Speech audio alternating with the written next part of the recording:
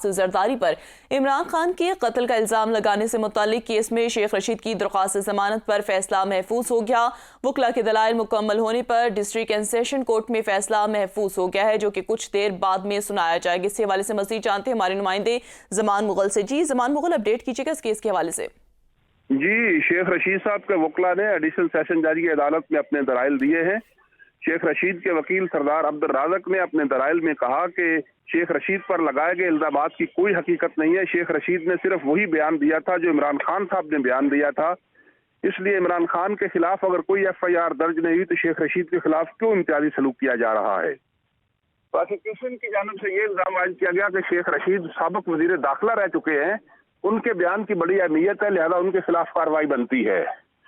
जिस पर जवाब में शेख रशीद का वकील इंतजार हैदर ने यह कहा कि शेख रशीद के खिलाफ किसी भी सूरत कार्रवाई नहीं बन सकती। ये पुलिस ने मिली भगत के साथ FIR दर्ज की, हालांकि हमें इस्लामाबाद हाई कोर्ट ने भी रिलीफ दिया था। वकला के दलाइल मुकम्मल होने के बाद अदालत ने फैसला महफूज कर लिया है, जो कुछ देर बाद सुनाए जाने का इम्कान है। जी।